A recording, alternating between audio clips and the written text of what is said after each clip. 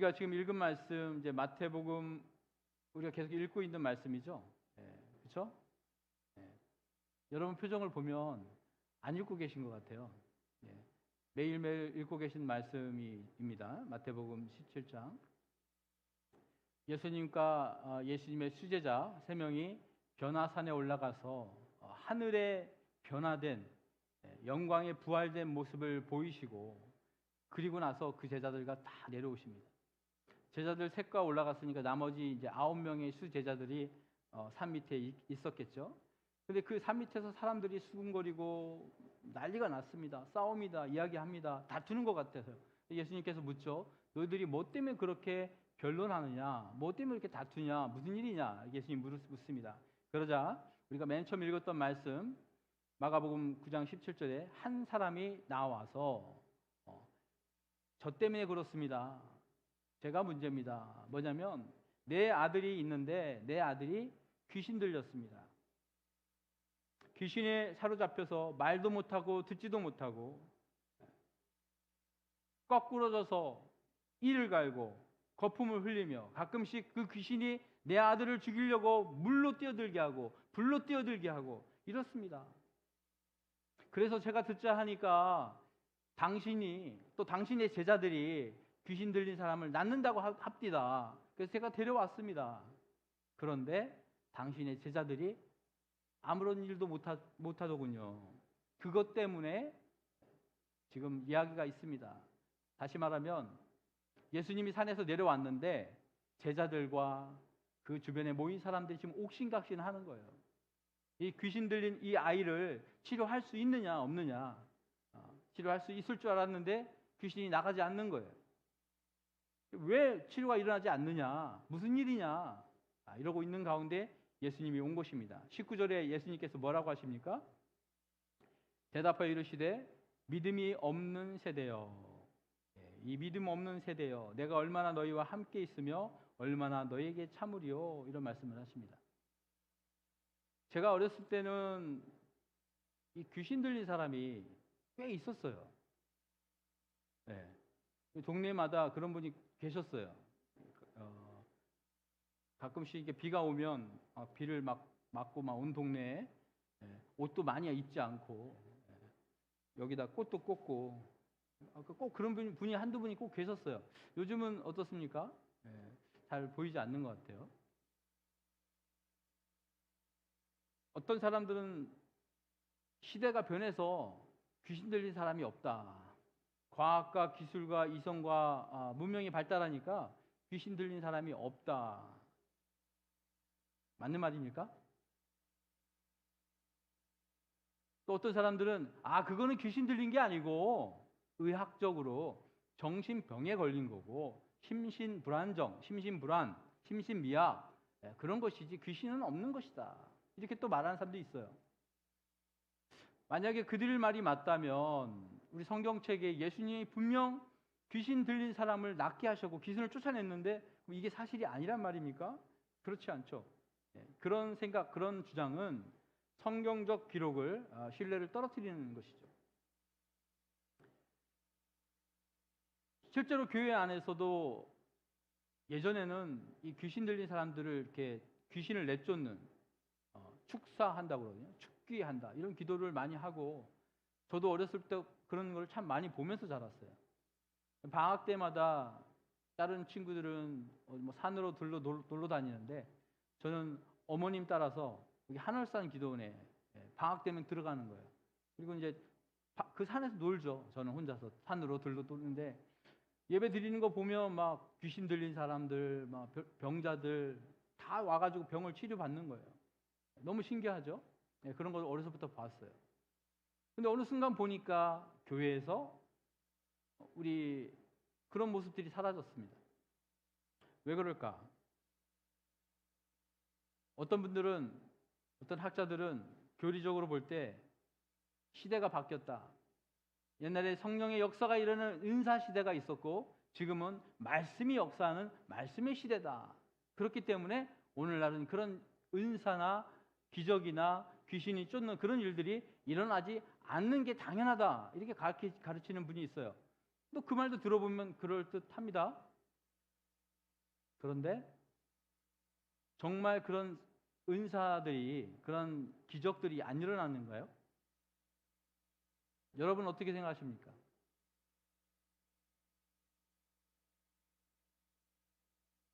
말씀을 해보세요. 제 질문을 드린 거예요. 여러분 생각은 어떻습니까? 우리 능원 침례교회 성도님들은 이것에 대해서 생각해 보셨습니까? 왜 병든 사람이 치료되고 안진뱅이가 일어나고 눈먼 사람이 눈을 뜨게 되고 귀머거리가 소리를 듣게 되고 귀신 들린 자가 귀신이 나가고 치료받는 역사가 왜 일어나지 않는가? 오카는 목사님께서 설교하시면서 이렇게 눈물을 흘리신 그런 영상이 있어요. 당신 교회에 병든 성도들이 있어요. 시한부로 살아가는 환자분들이 있어요. 그런데 담임 목사님 자신이 너무나 능력이 없고 믿음이 약해서 그들을 치료할 수 없는 그런 거에 대해서 가슴 아파하시면서 설교하시면서 막 이렇게 우시면서 그런 설교 모습을 하신 모습을 본 적이 있습니다. 오늘날 성령의 역사, 병치료, 귀신이 나가는 역사가 일어나고 있습니다, 여러분. 있어요. 특별히 선교지에서, 가까운 중국에서 그런 일들이 일어나고 있어요.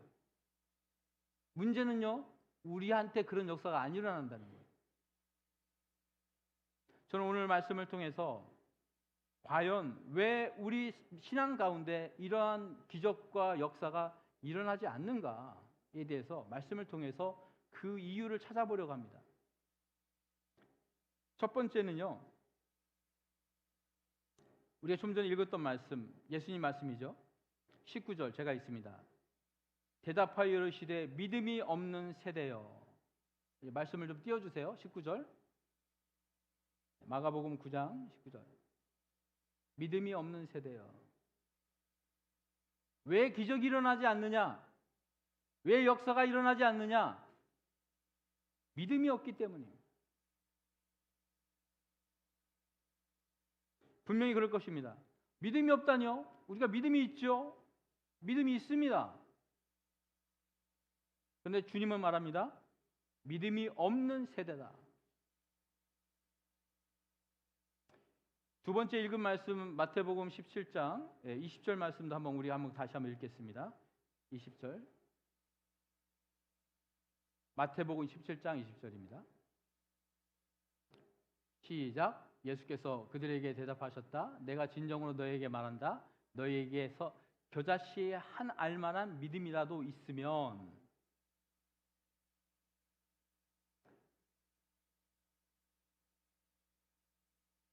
아멘. 너에게 겨자씨 한 알만한 믿음이 있으면 이라고 되어 있어요. 그러면 겨자씨 한 알만한 믿음이 있다는 겁니까? 없다는 겁니까? 예? 없다는 거예요. 예수님이 볼 때 너희들한테는 겨자씨 한 알만한 믿음도 없다. 제자들이 묻습니다. 예수님, 왜 우리는 안 됩니까? 우리는 기도하는데 귀신이 안 나가던데요. 무슨 일입니까?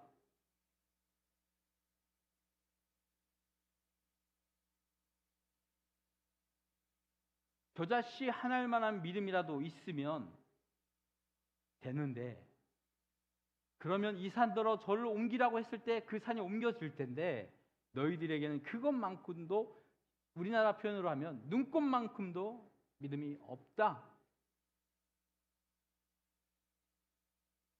마태복음 8장 26절에 보면요, 예수님께서 배에서 잠이 드셨어요.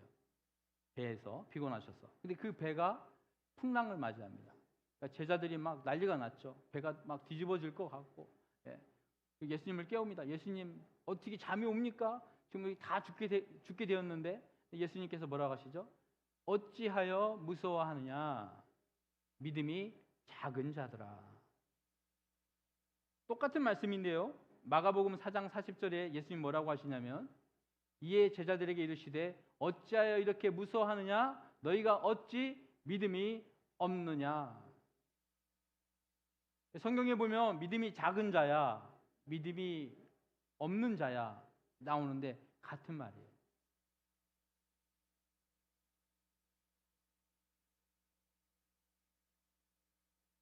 예수님께서 제자들에게 사람들을 용서할 때 하루에 7번 찾아와서 똑같이 범죄하고 용서해달라고 해도 용서해줘라 이런 말씀을 한 적이 있습니다. 누가복음 17장 5절에서 6절 말씀인데요. 너희들에게 누가 잘못을 알고 하루에 7번 찾아와서 용서해달라고 해도 용서해줘라. 제자들이 아니 우리가 어떻게 그럴 수 있습니까? 그래서 뭐라고 합니까? 사도들이 방금 말씀 주께 여짜오되 우리에게 믿음을 더하소서. 이 얘기는 뭐예요? 우리 믿음이 약한데, 우리 믿음이 부족한데 그거를 더해주세요. 우리 믿음을 키워주세요. 우리 믿음이 더 많도록 도와주십시오. 그랬더니 예수님 뭐라고 합니까? 같이 읽습니다. 시작. 주께서 이르시되 너에게 겨자씨 한 알만한 믿음이 있었더라면 이 뽕나무더러 뿌리가 뽑혀 바다에 심겨라 하였을 것이요 그것이 너에게 순종하였으리라. 똑같은 말씀이죠. 제자들은요, 주님, 저희가 아직 믿음이 좀 부족하네요. 내가 믿음이 있긴 있는데 좀 적은 것 같아요. 우리에게 믿음을 더 주십시오. 예수님 뭐라고 합니까? 믿음이 있다고? 아니, 믿음이 없어. 겨자씨 한 알만한 믿음도 너에게는 없다 라고 얘기하는 것입니다. 그 사진 한번 보여주실래요? 겨자씨가 얼마나 작은지?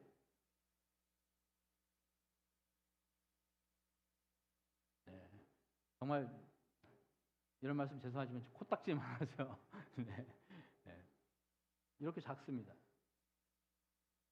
예수님 말씀하시는 거예요.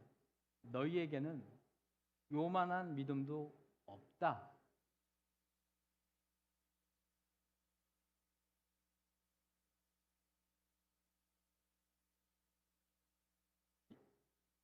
귀신 들리는 아이를 데려온 아버지가 처음에 제자들에게 치료해달라고 했을 때 치료가 될 것을 기대했겠죠.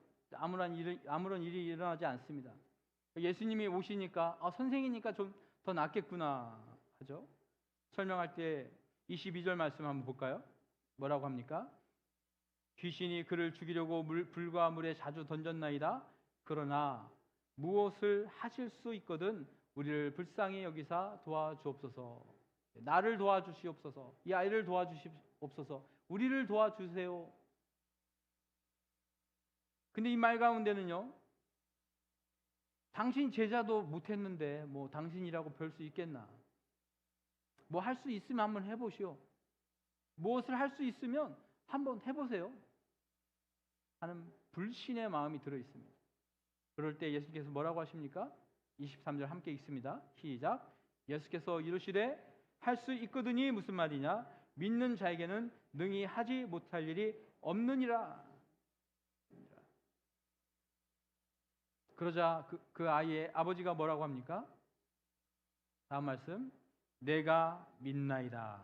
나의 믿음 없는 것을 도와주소서. 도와주소서. 사랑하는 성도 여러분, 말씀이 내 삶 가운데 나타나지 않는다. 역사가 일어나지 않는다. 변화가 되지 않는다. 말씀이 잘못된 것이 아니고 내가 믿음 없기 때문인 것을 여러분 믿으시기 바랍니다. 그리고 지금 이 아버지가 한 것처럼 기도해야 돼요. 아버지 용서하여 주시옵소서. 내가 믿음이 없습니다. 나에게 믿음을 주시옵소서. 이 기도를 해야 돼요. 기적을 일으켜 주시옵소서. 표적을 보여 주시옵소서. 이런 기도를 하는 게 아니고 믿음을 주시옵소서. 믿음을 주시옵소서. 우리는 열심히 기도합니다. 그런데 무엇을 기도해야 할지 잘 모르고 기도할 때가 있는 것 같아요.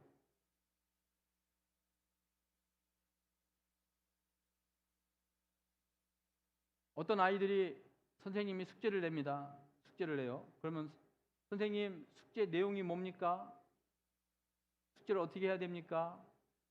그럼 선생님이 숙제 범위는 이렇고 이렇게 이렇게 하고 노트에 이렇게 적고 갖고 와라 설명을 하죠. 근데 아이들이 뭐라고 얘기하냐면 선생님 숙제 잘하게 해주세요. 숙제에 빠지지 않고 잘 꼼꼼하게 할 수 있게 해주세요. 그럼 선생님이 뭐라고 합니까? 그냥 그렇게 해. 그건 내가 해줄 수 있는 게 아니야. 그렇죠? 공부할 범위를 알려달라고.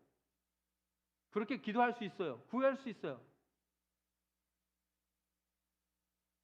믿음대로 살게 해주세요. 그럼 하나님 뭐라고 하실까요? 그래, 믿음대로 살지어다. 이렇게 할까요? 여러분, 믿음을 구하는 것은 우리가 구할 제목이고요. 믿음을 가지는 것, 이것은 우리가 할 일이에요. 우리가 할 일이에요. 첫 번째는 내 안에 겨자씨만한 믿음도 없다는 걸 깨닫는 것이 중요합니다.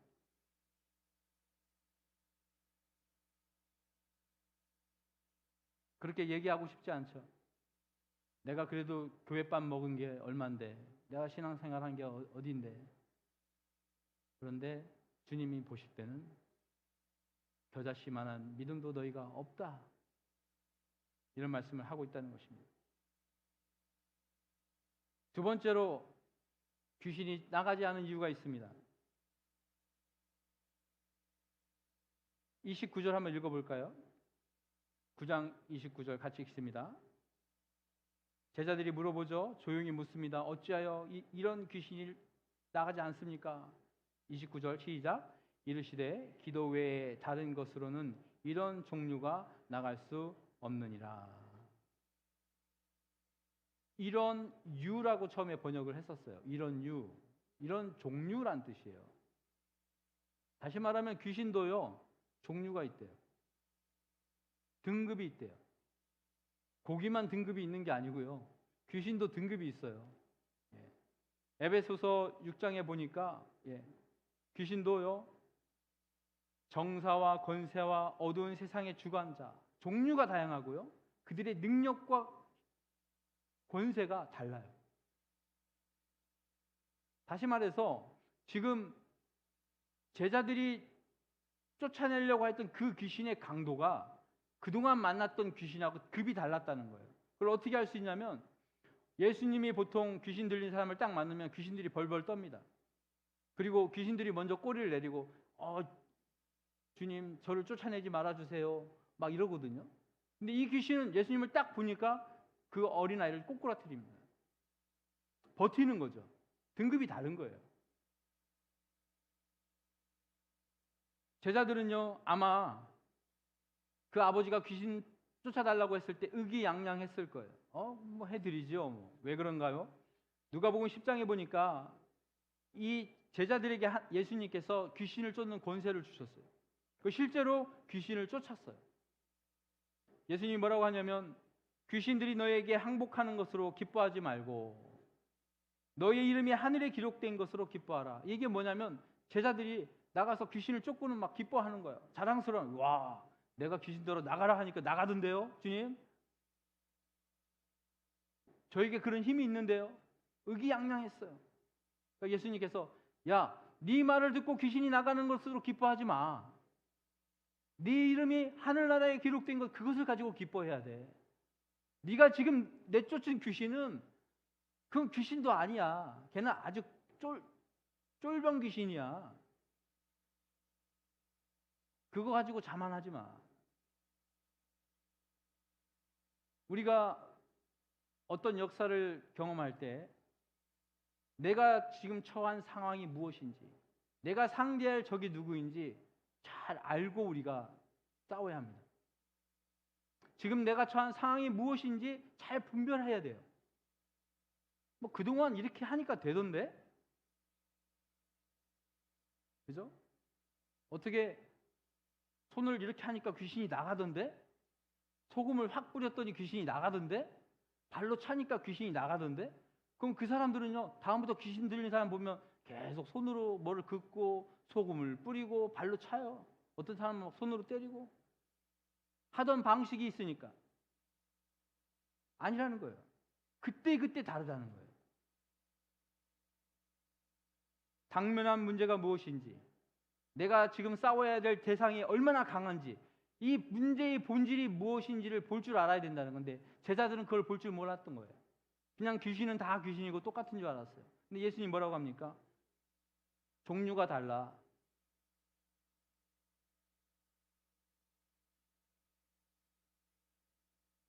(29절) 제가 다시 한번 보겠습니다. 이르시되 기도 외에 다른 것으로는 이런 종류가 나갈 수 없다. 그런데 29절 말씀이 사실 우리 성경에는 기도 외에 다른 것은 이렇게 되어 있지만 다른 사본에는 카이네스테야 그리고 금식이란 말이 들어가 있어요. 기도 그리고 금식 외에는 이런 유가 나가지 않아. 그런데 어찌된 일인지 이 내용이 빠졌어요. 우리가 읽은 또 마태복음 말씀 있죠? 마태복음 21장, 마태복음 17장 21절 한번 보여주실래요? 여러분이 가지고 계신 성경에는 21절이 가로 열고 없음 이렇게 돼 있을 거예요. 그런데 많은 고대 사본들 가운데, 믿을 만한 고대 사본 가운데 지금 노란색으로 된 이 내용이 들어있어요. 제가 볼까요? 그러나 이런 종류는 기도와 금식을 하지 않고는 나가지 않는다.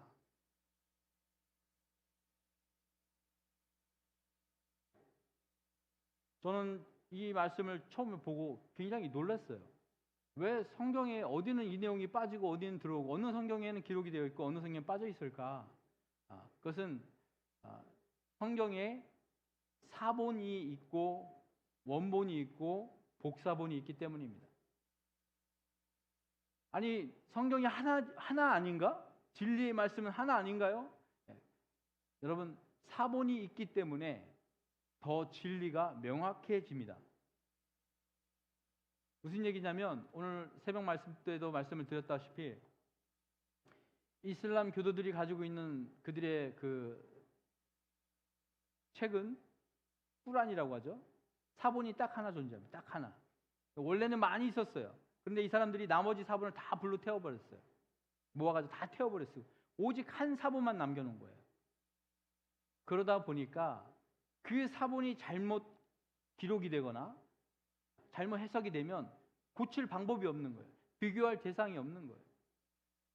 저는 오히려 우리 신약 성경 또 구약 성경도 마찬가지지만 많은 사본, 원본으로 약 2600개 정도의 사본이 있고 그거에 대한 또 복사본이라든지 아니면 완전체는 아니지만 이렇게 끊어져 있는 그런 파피루스로 되어 있는 것들을 다 합치면 수만 개가 됩니다. 그런 사본들이 있기 때문에요. 그런데 이것을 이제 영어로 또 한글로 번역하시는 목사님들이 이 말씀을 택하고 안 택하고의 문제였다는 것이죠. 저는 개인적으로 이 말씀이 들어갔으면 더 좋았을 텐데 라고 생각을 합니다. 그런데 우리가 읽고 있는 성경 이 내용이 빠졌어요. 무엇이 빠졌습니까?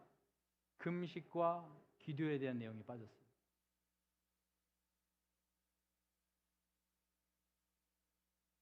왜 우리가 귀신을 쫓아낼 수 없느냐? 왜 우리 신앙 가운데 이런 이적과 이사가 더 이상 일어나지 않느냐? 우리 생활 가운데, 우리 신앙생활 가운데 기도와 금식이 사라졌기 때문입니다.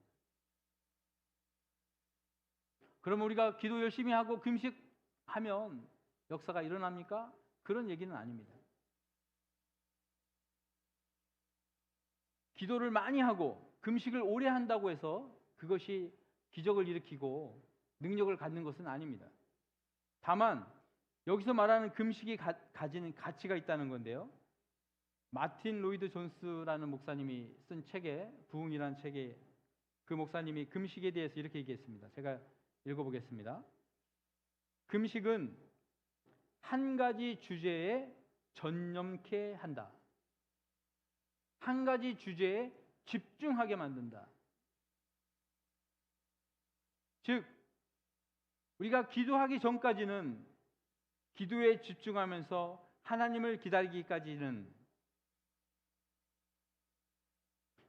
하나님이 주시는 능력으로 충만해지기 전까지는 이런 류의 문제를 다룰 수 없다.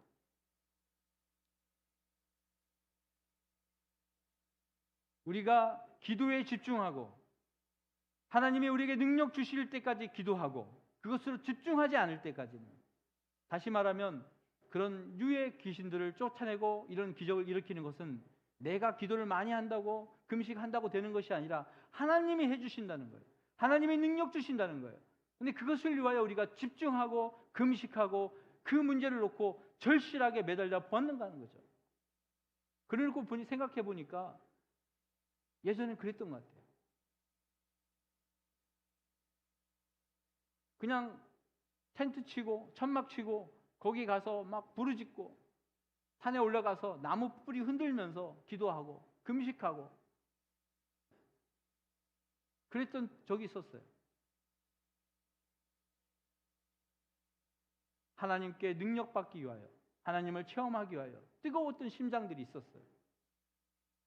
그러므로 주님께서 성령을 부어주시지 않겠습니까? 능력을 보여주시지 않겠습니까? 그러나 오늘날 우리는 너무나 신사적으로 주님을 믿습니다.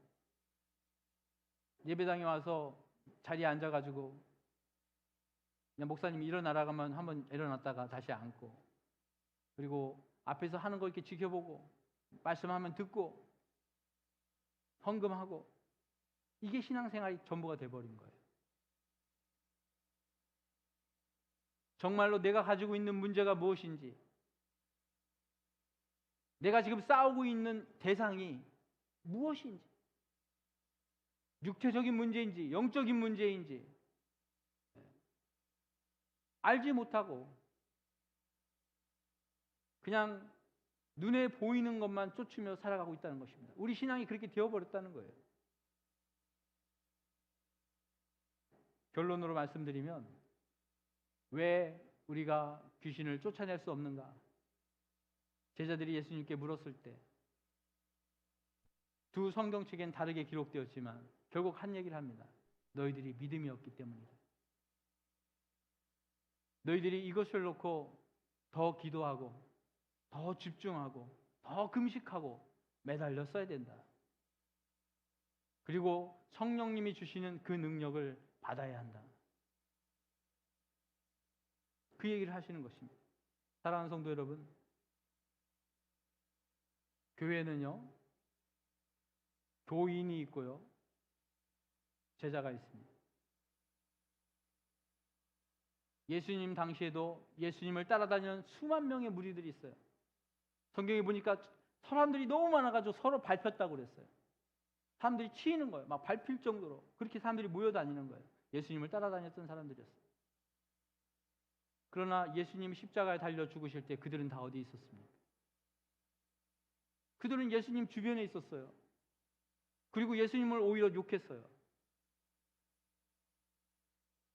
네가 성전을 사흘 만에 다시 짓는다고 하지 않았느냐? 네가 십자가에서 내려와 봐라. 그럼 내가 믿어줄게. 예수님이 예루살렘 성에 입성할 때 종려나무를 흔들며 호산나 호산나 구원자 찬양했던 사람들이 십자가에 못 박아라, 십자가에 못 박아라, 그 군중이 되었어요. 교회에 다니는 사람들은, 교회에 출석하는 사람들은 제자가 아닙니다. 예수님의 관심은요, 당신의 뜻대로 행하는 사람, 자기 십자가를 지고 당신이 가셨던 그 길을 따라오는 제자들에게 관심이 있으셨어요. 그리고 그 제자들을 사랑하시되 끝까지 사랑하십니다. 그리고 약속하십니다.